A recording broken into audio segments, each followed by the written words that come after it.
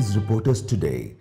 Odisha's fastest growing web news channel. सातकोशिया अभयारण्य पहुंचला बांधवगढ़ अणाई बाघुणी मध्यप्रदेश बांधवगढ़ जातीय उद्यान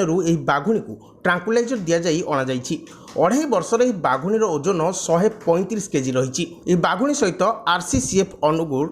डीएफओ सातकोशिया और बांधवगढ़ एक डाक्तरी टीम आसी एक स्वतंत्र एनक्लोजर रे छड़ा जीव ई बाघुणी को खाद्य भाव वन विभाग तरफ जंगली जंतु और बारहा रखा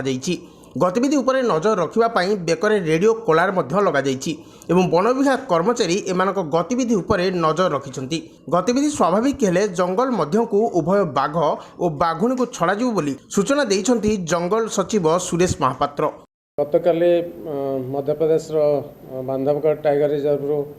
जो वाइल्ड टाइग्रेस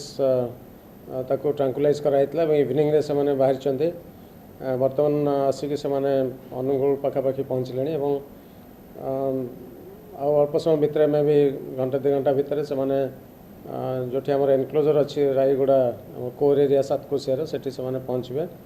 और बाघुणी जो आसी टाइग्रेस ताको जो एनक्लोजर अच्छी सेपरेट 2टा एनक्लोजर अच्छी गोटे अलरेडी आमर जो मेल टाइगर जड़े होता से मेल टाइगर अच्छी आउ गोटे एनक्लोजर छड़ा जीव तेणु आज राति बोधे से पहुँचे और राति से भितर छाड़ापी व्यवस्था कर टाइग्रेस जଣା है आगु आइडेंटिफाई कराइला तार एज हूँ अराउंड 2.5 years अबाउट 135 kg हूँ बॉडी वेट एवं ताको वर्तमान पर्यंत से कंडीशन बहुत भल अच्छी 24 घंटा पाखापाखि हो गला गाड़ी में आसुची कारण बांधवगढ़ कान्हाठू आहरी दूर जगह तो यहाँ गोटे बहुत बड़